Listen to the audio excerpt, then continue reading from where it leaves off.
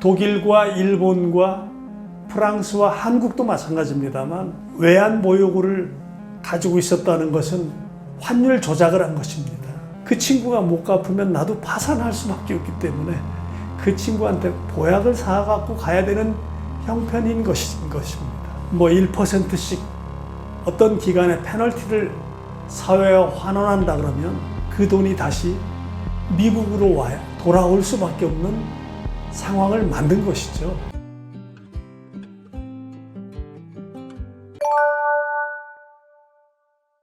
네, 안녕하십니까. 트럼프가 발설한 돈의 타락과 화폐의 비밀을 쓴 저자 김원동입니다. 상당히 폭이 넓은 질문입니다만 답변 드리겠습니다. 그 경제 패권 때문에 마치 1위 국가인 미국이 바짝 따라오는 2위 국가 중국을 견제해서 주저앉히려고 한다 하는 것이 시중의 일반적인 뉴스고 우리가 다 그런 언론 보도로 그렇게 알고 있습니다. 그런데 제가 연구한 바에 의하면 중국은 미국한테 현재도 게임이 안 됩니다. 사실은 미국이 어떤 화폐 정책을 끌고 가는 데 있어서 하나의 그들의 전략일 뿐이지 우리는 대부분의 10명 중에 9명은 그런 뉴스를 매스미디어를 통해서 미국이 지금 부채 경제 때문에 달러를 너무 많이 발행하고 빚이 많아서 중국한테 쩔쩔매는구나 이렇게 우리는 인식을 하고 있습니다만 사실은 맞지 않는 얘기입니다. 그것은 이렇게 설명드릴 수 있습니다. 1945년에 그때 이미 지금이 시작되었다 이렇게 말씀드린다면 1945년도에는 2차 세계대전이 끝났을 때입니다. 그러면 유럽은 영국과 프랑스, 독일 모두가 전쟁으로 인해서 파괴가 되어 있었습니다. 일본까지 마찬가지겠죠. 극동에서는. 그렇기 때문에 미국에서는 유럽을 복구시키기 위해서 워낙 많이 그 전쟁으로 인해서 피폐해져 있기 때문에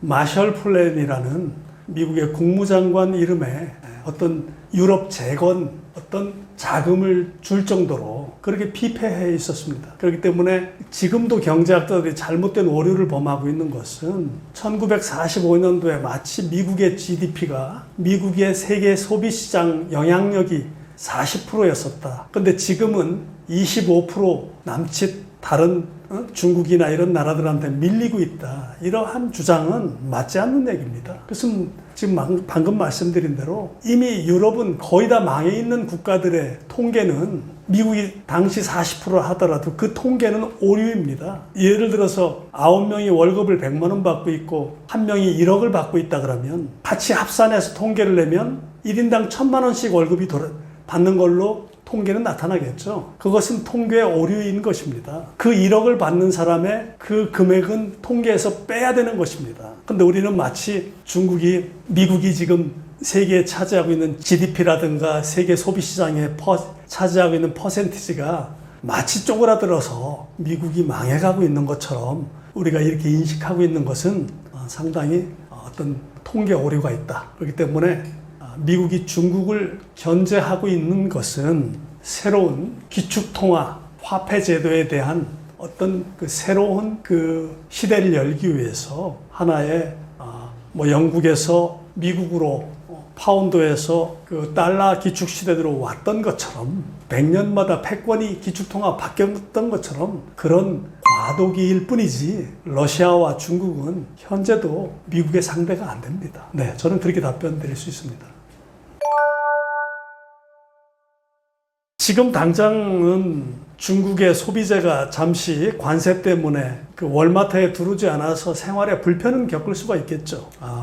그 다음에 어떤 그 관세 때문에 미국의 그 수출품이 수출이 안 돼서 미국 시민들의 일부 어떤 불편을 겪을 수가 있겠지만 미국은 그 트럼프의 관세 정책 때문에 어떤 그 망한다거나 미국의 패권이 한 번도 한 100년, 80년 정도 역사 이래 미국의 패권은 어느 국가한테도 이렇게 영향력을 뺏겼던 적이 현재도 없습니다. 현재까지. 그렇기 때문에 우리는 마치 트럼프의 관세 정책이 미국의 경제를 망치는 것처럼 이렇게 좀 오도하고 있고 그 뉴스를 통해서 그런 보도를 계속 우리가 주입식으로 계속 세뇌되다 보면 마치 그렇게 되는 것처럼 보입니다만 미국은 이란이 한 4만으로 해서 지금 가지고 있는 36조나 되는 그 달러 부채를 어떤 형식으로든지 녹여낼 겁니다. 1985년도에 포라자 협의를 통해서 독일과 일본에게 환율 협상을 통해서 미국의 저달러 정책으로 당시에도 미국의 부채를 일부 50% 정도를 녹여냈듯이 지금도 트럼프의 관세 정책은 그러한 치밀한 목적 하에 그 시나리오가 작동되고 있을 뿐이지 트럼프의 관세 정책 때문에 망한다거나 패권이 중국으로 넘어간다거나 저는 그런 일은 없을 것이라고 저는 확신한 바입니다. 네, 우리가 언론 보도를 보면 중국의 80주년 전승절 날 성루라고 하나요? 천안문 광장에 성루에 올라서 26개국의 사회주의 정권의 지도자들이 특히 푸틴과 김정은 북한 정상이 모여서 시진핑과 이렇게 있는 모습을 보면 마치 트럼프 때문에 트럼프의 관세 정책과 미국이 세계에 부리고 있는 엄청난 폭력 때문에 브릭스 국가들이 단합하고 어떤 공산국가들이 모여서 어떤 미국과 맞짱을 뜨고 있는 것처럼 이렇게 보도를 하고 있습니다만 제가 친미주의 이렇게 말씀드리면 친미주의자라고 저를 또 공격하실 수도 있겠습니다만 우리가 현재 유엔에 가입한 국가가 약 193개 국가로 알고 있는데 그날 중국의 전승절날 모인 국가의 숫자가 26개국의 정상들입니다. 그 중에 몇 개 국가는 나라 이름을 우리가 확실히 알 수 있습니다만 나머지 국가들은 아프리카야 무슨 탄자니아든 어떤 알 수 없는 이름도 잘 모르는 그런 국가들이 26개국이 모인 겁니다. 그렇기 때문에 어떤 마치 그들이 미국과 맞짱 떠서 어떤 세계의 어떤 패권을 어떤 좌지우지할 것처럼 그렇게 우리한테 언론 보도가 다가오고 있습니다만 제가 볼 때는 그러한 미국 이외에 아까도 말씀드린 브릭스 국가라든가 어떤 공산 국가들끼리 모여서 어떤 그 미국의 패권과 어떤 소위 맞짱을 떠서 미국을 이길 수 있다고 저는 보지 않습니다. 그렇기 때문에 큰 저로서는 하나의 항의성인 모임일 뿐이지 미국에서 그렇게 두려워할 이유는 없을 것이다 이렇게 보고 있습니다. 미국이 원하는 것은 제가 볼 때는 제 책에서도 2000년 전에 동로마 세력과 서로마 세력의 어떤 패권 싸움, 그 다음에 러우 전쟁까지 이렇게 2000년의 시간을 관통하면서 그러한 전쟁들이 왜 어떤 패권, 화폐 지배를 두고 싸웠나 하는 것을 책에 좀 자세하게 여러 곳에 설명을 해놨습니다만 저는 미국을 지금 제가 판단하기에는 두 세력 간의 내전 상황이라고 보여집니다. 한 세력은 월가를 장악하고 있는 금융 패권 세력과 지금 트럼프를 앞에 내세우고 있는 빅테크, 피터 틸의 페이팔 마피아들의 기술 진보 사상의 그러한 CEO들이 미국의 세계에서 투자하기 위해서 미국에 들어오고 있는 것이 한 1년에 1조 달러라고 저는 책에서 써놨습니다만 그것이 3천억 달러는 주식시장, 7천억 달러는 월가의 채권시장에 투자돼서 투자하기 위해서 세계 외환보유고라든가 연기금이 다 투자하러 오는데 그 돈이 전체 미국 백인 사회에 어떤 적당히 나누어지지 않고 월가 금융 세력, 특정 세력이 그 이익을 다 가로챘던 것이죠. 그렇기 때문에 소위 J.D. 벤스 대통령으로 대표되고 있는 백인, 러스트벨트 출신들의 백인 사회의 가난, 그것은 미국의 민주당 정부의 진보 정권들이 남미 국가들의 불법 이민을 허용하면서 선거에서 그들의 투표 자격이 없는 사람들한테 투표권을 줘서 민주당 정부가 계속 집권하도록 끌고 가며 그러한 몇십 년 전만 해도 트럼프 대통령과 비슷하게 생긴 백인들은 최소한 그 사회의 중산층으로 살 수 있었는데 지금은 백인들이 흑인들보다 더 가난한 그렇게 사는 그 모습을 보고 트럼프와 어떤 빅테크 기술 기업들이 월가 미국에 돌아오는 그 달러에 대한 이익을 가로채는 그 이익을 내놓으라고 지금 주장하고 있기 때문에 우리가 생각할 때는 마치 트럼프가 세계를 정복하거나 중국을 때리거나 소련과 싸우는 것은 세계 패권을 위해서 싸우는 것처럼 보이지만 제가 볼 때는 미국 내부에 어떤 백인 주류 사회의 내란인 것을 우리 한국 사람들은 잘 모르는 것 같습니다. 그래서 저는 그런 차원에서 해석을 지금 계속 예의주시하고 있습니다. 이렇게 얘기하면 우리나라 제가 노조를 두둔하거나 대기업을 두둔한다는 차원이 아니고 제가 생각할 때 너무 재밌어서 그냥 가지고 있는 생각을 말씀드리겠습니다. 이번에 그 노란봉투법이라든가 어떤 국회에서 법안 통과를 보면 그리고 이재명 대통령이 트럼프 대통령에게 정상회담에서 3,500억 달러를 투자하겠다. 플러스 대기업들이 같이 총수들이 가서 1,500달러를 더 미국에 투자할 것이다라는 이러한 여러 가지 보도를 봤을 때 참 재미있는 현상을 저는 목격했습니다. 노동조합은 원하는 법을 얻었습니다. 대신 대기업은 떠날 수 있는 자유를 얻은 것입니다. 그렇게 된다면 결론적으로 우리가 앞으로 몇 년 후, 한 5년 후 정도부터는 아마 한국에서 일자리를 구하기가 대단히 어려울 것입니다. 이것은 미국에 투자한다는 그 미명 아래 기업들이 우리나라뿐만이 아니라 미국의 관세 협정을 통해서 일본도 그렇고 미국에 투자하기로 한 기업들은 미국으로 이사를 가는 겁니다. 그렇게 되면 우리는 마치 미국에서 사업을 벌여서 이익이 난 것을 우리 한국으로 가지고 올 수 있을 것처럼 생각하지만 가지고 올 수 없습니다. 30년 전에 일본의 국채시장을 개방한 사례를 하나 예를 들어보면 미국에서 계속 일본에다가 자본시장을 개방하라고 압력을 넣습니다. 근데 일본인들은 워낙 치밀하기 때문에 좋다. 30년 만기 일본의 국채를 사라. 대신 거기에서 발생하는 이자 소득은 5년 동안 일본에 거치한 다음에 본국으로 송금해야 된다. 그렇게 된다면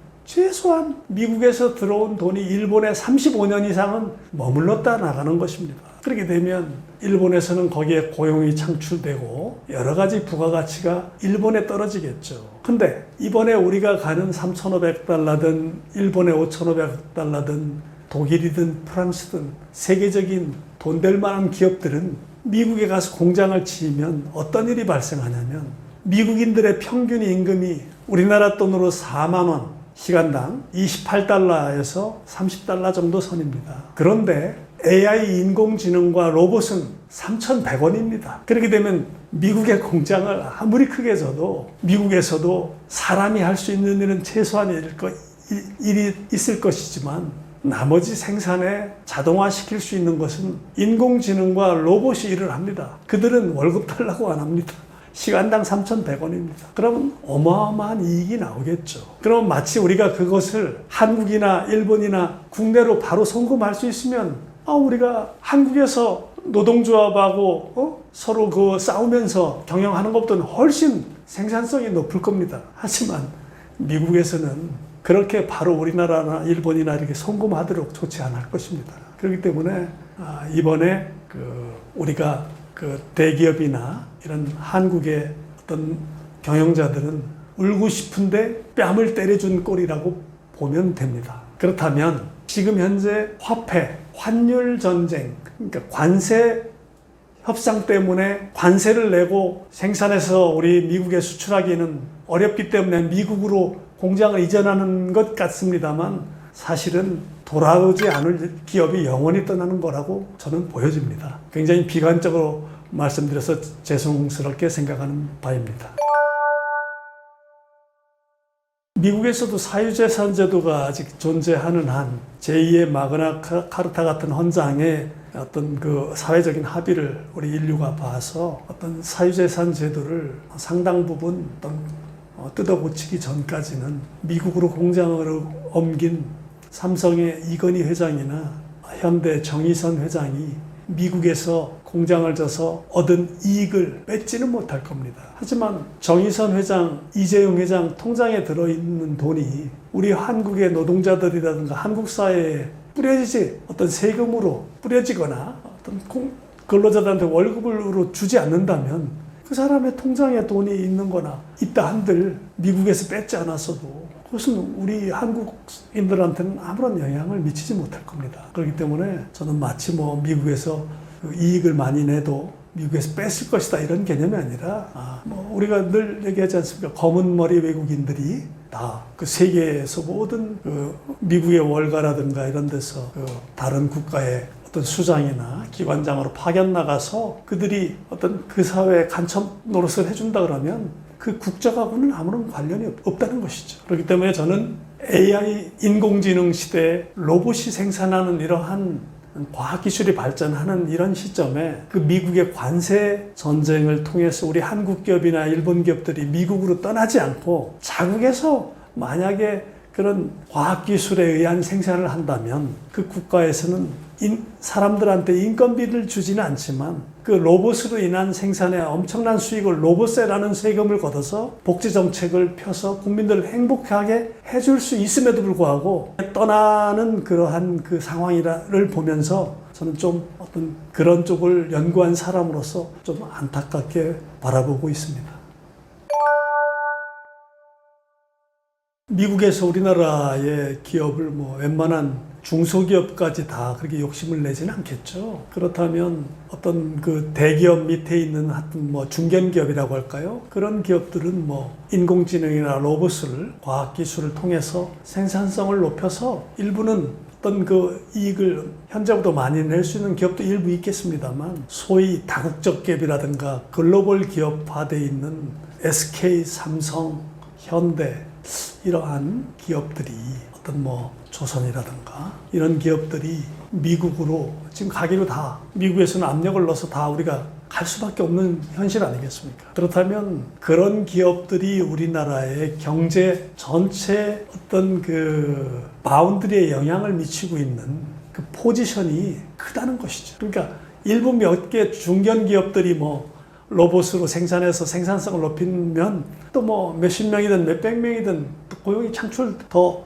늘어날 수도 있겠죠. 하지만 글로벌 기업들이 다 관세 때문에 국내에서 생산하면 관세를 이렇게 때리니까 니들 제품을 우리 미국에서는 소비할 수가 없을 거야. 사줄 수가 없을 거야. 이런 협박담에 가는 것 아니겠습니까? 그렇기 때문에 굉장히 세계의 회사 같은 글로벌 기업들은 거의 다 미국으로 간다고 봤을 때 앞으로 미국은 지금까지의 중앙은행 통제 시스템의 화폐 제도에서는 거의 부채로서는 거의 마지막까지 와 있는 것처럼 보입니다만 어떤 그런 제조업의 부활이라든가 어떤 이제 이번에 대법원 판결에 의해서 미국의 부채를 얼만큼 녹여내느냐, 얼만큼 무효화시키느냐에 따라서 어떤 미국이라는 땅은 어떤 트럼프와 빅테크 세력들이 새로운 그 마가 프로젝트, 미국을 다시 위대하게. 그러니까 마치 그 월가 세력들이 트럼프의 반대 세력인 월가 세력들이 중국을 본거지로 해서 동아시아 시대를 열고 어떤 북미 쪽에 있던 어떤 경제 어떤 그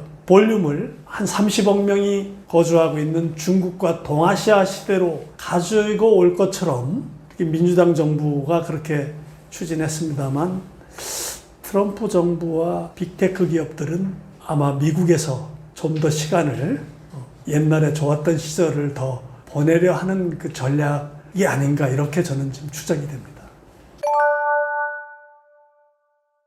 그러니까 미국에서는 이미 중국을 저기 주업해서 주저앉히는 그 관세 전쟁을 시작하기 전에 이미 다 사전에 계획을 다 짜놨습니다. 소위 3저가 시대, 저유가, 저환율, 저금리. 우리가 마치 1980년대 후반에 대한민국이 그 3저 현상 때문에 상당히 그 동북아시아 국가에서 용의 한 마리로서 세계에서 칭송을 받은 경험이 있지 않습니까? 그렇기 때문에 미국은 이미 중국을 주저앉히고 소위 월가의 어떤 세계 패권 전략을 자기들이 이익을 독차지하고 있는 그 세력을 견제하기 위해서 이미 VIP 시대다. 베트남, 인도네시아, 필리핀 이런 국가들의 싼 제조업, 소비품을 수입하기로 지금 현재 월가에는 아직 중국의 공산품이나 소비재가 관세 때문에 많이 그동안 비축해 놓은 걸로 아직까지는 미국의 소비를 하고 있습니다만 지금 베트남이나 인도네시아나 필리핀의 기술력으로 중국에서 미국에 갖다 준 공산품이나 소비재를 그 단가를 맞출 수가 있습니다. 그래서 앞으로 동아시아 시대에서는 중국과 같은 세계의 공장 역할을 했던 나라들이 메콩강 프로젝트라고 해서 소위 베트남, 인도네시아, 필리핀이 미국의 소비 시장에 물건을 갖다 주는 주도적인 역할을 할 것입니다. 그렇기 때문에 미국에서는 중국에서 미국의 수출품이 안 가서 미국이 어려울 것이다. 그것은 기우에 불과할 것입니다. 그것은 지금 베트남에 39%인가 관세를 떼었습니다만 제가 볼 때는 트릭이라고 보여집니다.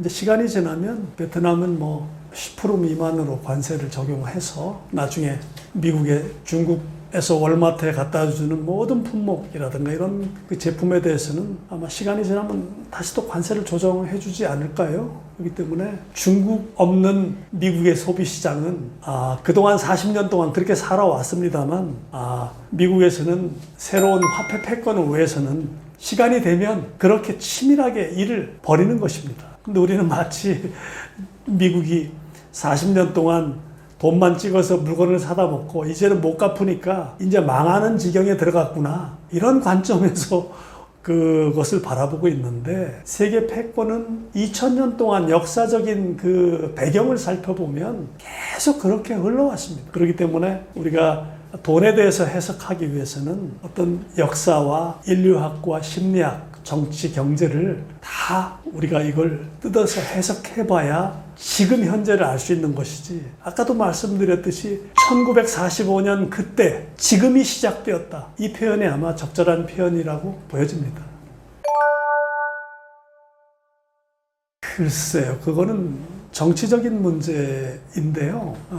대만과 중국과는 서로 지금 양안 전쟁으로 옆에서 막 부추기고 싸움을 붙이듯이 막 그냥 이렇게 부추기고 있습니다만 대만의 기득권들의 자본이 중국 본토의 60% 이상이 아마 투자되고 있는 걸로 제가 알고 있습니다. 그리고 중국의 제품이 대만의 소비 시장에 또 수출하는 것도 상당량이 서로 경제적으로 맞물려 있기 때문에 상당한 어떤 그 가깝고 연민의 같은 동족이니까요.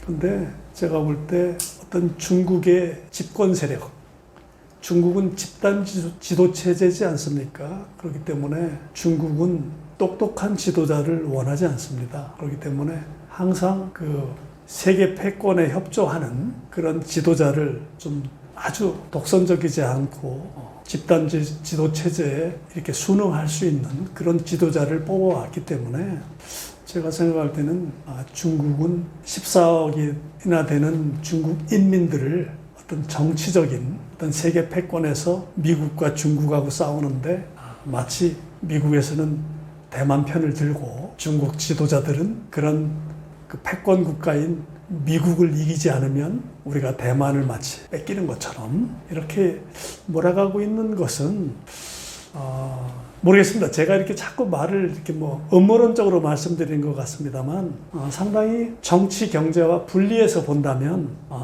중국은 대만은 좀 억울할 수도 있겠다 하는 그런 생각을 듭니다.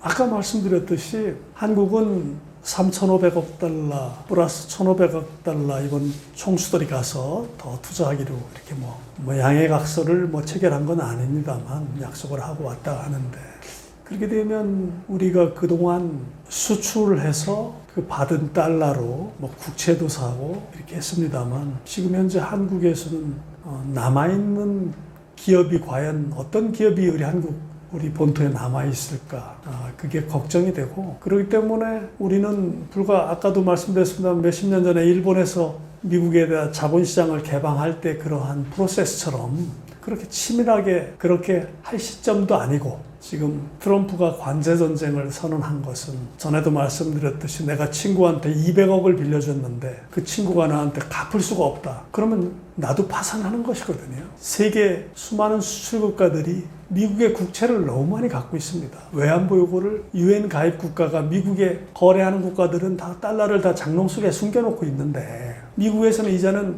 국채 한도 발행에 묶여서 이자를 줄 수 없다고 하니까 그 이자를 받기 위해서 다시 달러를 사줘야 되는 이러한 그 악순환에 걸려든 것이죠. 친구가 아프다고 하니까 내가 200억을 받으려면 보약사 갖고 가서 힘내라고 응원해줘야 되는 상황인 것이죠. 200만 원 빌려줬다 그러면 그냥 삐고 말 수도 있는 돈인데, 그렇기 때문에 지금 우리 한국이 대단히 어려운 현실은 우리 한국뿐만 아니라 독일, 일본, 프랑스, 모든 미국의 국채를 많이 갖고 있는 영국 이런 나라들도 힘들겠지만 우리 한국도 그동안 수출 포지션이 너무나 세계 1위 국가인데 과연 수출할 수 있는 기업이 국내에 남아있지 않고 미국으로 다 이사를 가버리면 그들이 거기서 발생한 생산한 제품의 이익금을 한국의 본국으로 송금할 수 있는 상황이 아니라고 본다 그러면 대단히 힘든 현실을 앞으로 마주보고 있는 거 아닌가 이렇게 생각됩니다.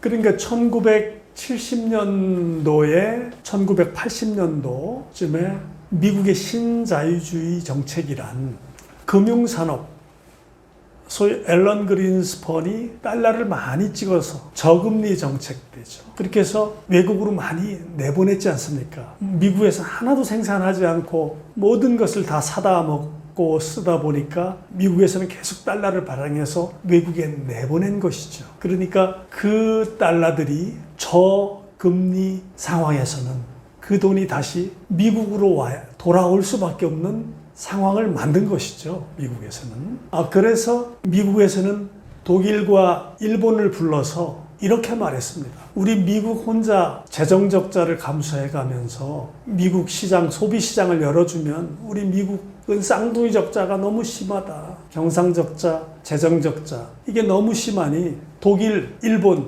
너희들 국가도 좀 소비 시장을 열어서 미국에 수출품을 많이 좀 수입을 해서 우리 미국과 함께 세계 어떤 경제를 함께 좀 힘을 좀 덜어달라 이렇게 미국이 요구했습니다. 그런데 독일과 일본이 거절했습니다. 거절한 이유는 자기들의 제조업을 포기하게 되면 자국의 중산층들의 일자리를 줄 수 없기 때문에 일단 그 독일과 일본과 프랑스와 한국도 마찬가지입니다만 제조업에 올인했던 겁니다. 그러니까 그 당시에는 수출해서 벌어들인 돈을 가지고 미국에 또 국채도 사놓고 저축을 해놨던 것이죠. 그러니까 제가 책에서도 1911년도에 노벨 문학상을 받은 벨기에의 그 파랑새라는 그 책에 보면 1907년도에 세계적인 경제 공황이 시작됐습니다. 그때 벨기에의 그 아동 문학가는 그 소설 속에 틸틸과 그 남매가 현재 행복보다는 미래 행복을 찾기 위해서 과거에도 가보고 미래에도 가보고 했습니다. 그 파랑새가 행복이라는 것이죠. 그런데 다 가봤는데 찾지 못했습니다. 근데 돌아와서 자기 방의 세 장을 보니까 그 세 장에 파랑새가 있었던 것이죠. 그 소설의 전체적인 테마는 미래의 행복도 중요하지만 현재의 행복도 중요하다. 그렇기 때문에 미래를 위한 과도한 저축이 지금 미국 국채를 가장 안전한 자산이다라고 해서 사놨는데 지금 저주가 되고 있지 않습니까? 그렇기 때문에 미국 국채를 사는 것도 중요하지만 미국 국채는 일부만 사고 수출해서 받은 달러를 국민들한테 현재 복지자금으로 풀어서 현재도 소비 생활을 풍족하게 할 수 있도록 풀었다 그러면 지금처럼 미국 국채가 쓰레기가 되고 휴지가 돼서 안타까워하는 일은 없겠죠.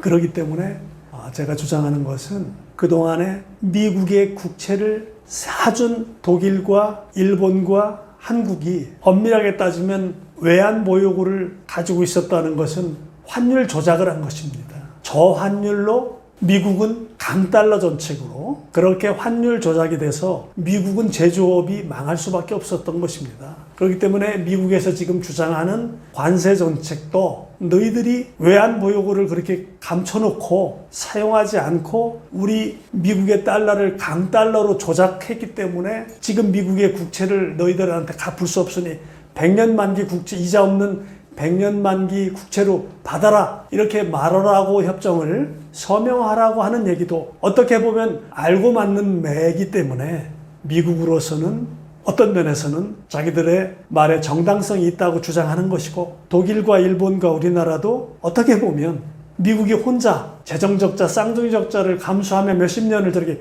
버텨줬기 때문에 나의 저축이 있었던 것이지, 미국의 저러한 재정적자를 감수하지 않으면, 미국에서 저렇게 시장에 수입을 해주지 않았으면 우리는 물건 팔 데가 없었기 때문에 그렇게 외환보유고를, 국채를 살 수가 없었던 것이죠. 그게 어떻게 보면 현재 내가 사용할 돈을 미래를 위해서 너무 미련하게 모아놨던 것이 저주가 됐던 것이니까 어떤 미련한 저축이다라고 볼 수 있는 것이죠. 미국에서는 이자 없는 100년 만기 국채로 받아라. 미안해. 나도 그 돈을 떼어먹고 싶지는 않았어. 하지만 어떡하냐.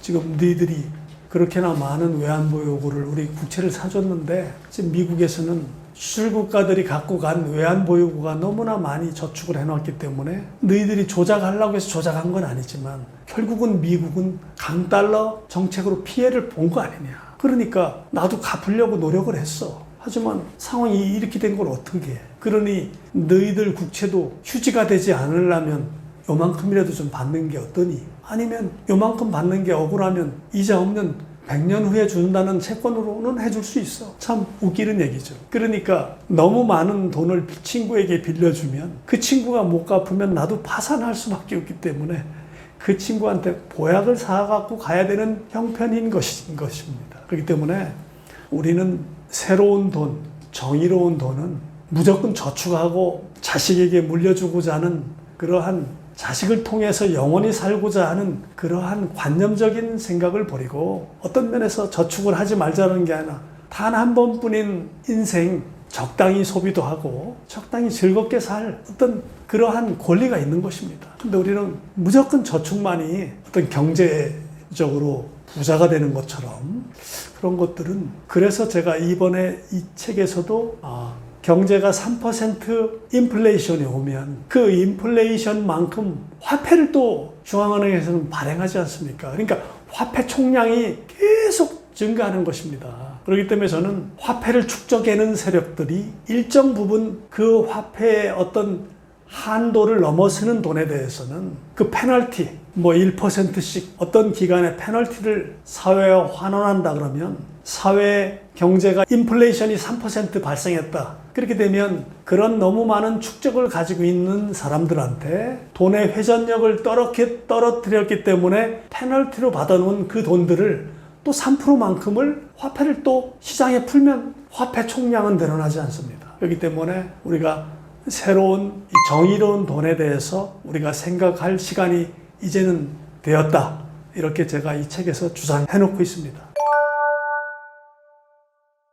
저는 미국의 시나리오를 3가지 정도로 봅니다. 첫째는 금년 11월 정도에 판결이 난다는 걸로 저는 알고 있습니다만, 대법원에서 트럼프의 그 관세 정책이 어떤 국회의 동의를 벗어난 어떤 대통령 행정명령이 헌법의 위반 사항이냐, 위헌으로 판결이 나거나 합헌으로 판결이 나거나, 아니면 그것도 아니라면 미국의 민간 중앙은행인 페드, 연준을 파산 처리를 해서 새로운 화폐 결제기관을 탄생시키거나, 이렇게 저는 3가지로 보는데요. 위헌으로 판결이 난다면 그동안 관세 정책 때문에 세계 수출국가들로부터 받아들인 관세가 한 6천억 달러 정도 된다고 얼마 전에 얘기를 들었습니다만, 그거 미안해, 돌려줄 수가 없어.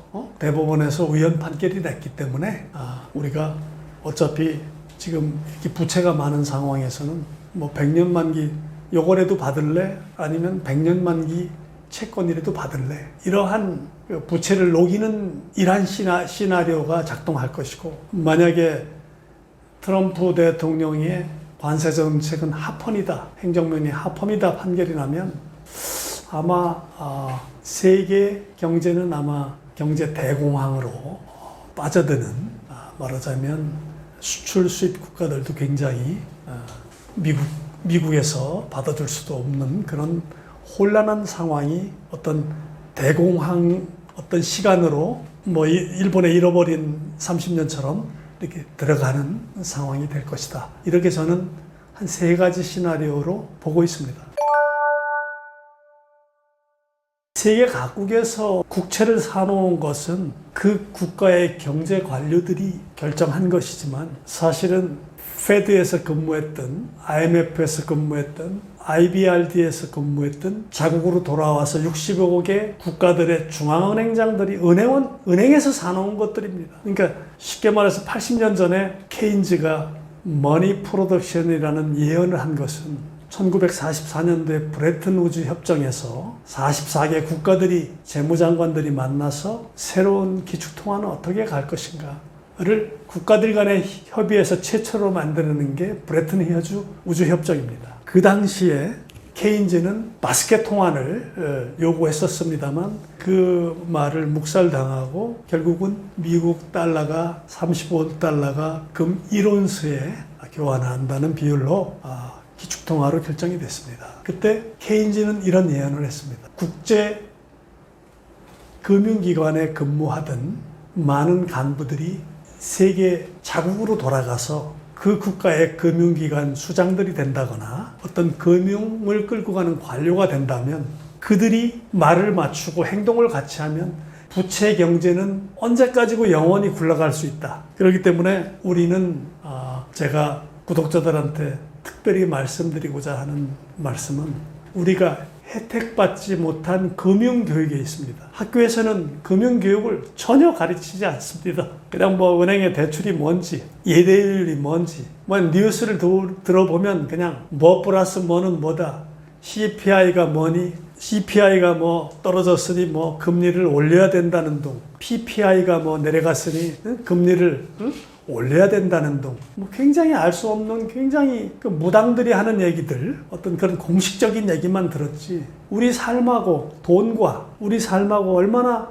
어떻게 관련이 돼 있는지 이런 것들은 설명하는 경제학자가 너무 없었습니다. 그렇기 때문에 우리는 그동안 우리 한국 사회가 모든 직업이나 계급 때문에 의대를 다 머리 좋고 공부 잘하는 사람들은 다 의대 지원하는 의사가 되는 길로만 이렇게 한쪽으로 너무 대세를 몰려갔기 때문에 우리가 어떤 그 과학기술이나 어떤 금융에 대한 공부라든가 세계적인 어떤 그러한 학자들을 길러내지 못했지 않느냐. 그래서 저희는 12년 교육 동안에 초등학교, 중학교, 고등학교 12년이죠. 그 다음에 대학 교육 4년 동안에 너무나 암기 위주의 예상된 답안을 찝어내는 교육만을 너무나 찌들어 있기 때문에 어떤 새로운 세계를 볼 수 있는 상상력과 질문하는 능력이 너무 떨어져 있기 때문에 저는 감히 앞으로의 우리 2세 후손들의 교육은 예상하는 교육, 추측하는 교육, 질문하는 교육 이런 쪽으로 어떤 면에서 의사가 된다는 것은 돈 버는 자기 자신의 삶이 행복하다는 것은 돈이라는 것은 목적지가 아닙니다. 돈이 있어도 행복하지 않은 삶이 있습니다. 그렇기 때문에 우리는 12년 교육, 16년 교육 동안에 내가 어떤 직업을 택했을 때 어떤 일을 할 때 행복할 수 있겠다 하는 그러한 어떤 교육의 어떤 프로세스가 다시 어떤 커리큘럼이 좀 다시 짜여져야지 모두가 의사가 돼서 돈만 벌겠다고 이렇게 달려나가는 사회에서는 어떤 금융이든 과학기술이든 창의적인 인재가 나올 수 없는 그런 구조이기 때문에 감히 어떤 앞으로의 교육은 그런 쪽으로 바뀌어야 된다는 것을 구독자들한테 이런 기회를 빌어서 한번 말씀드려보고 싶습니다.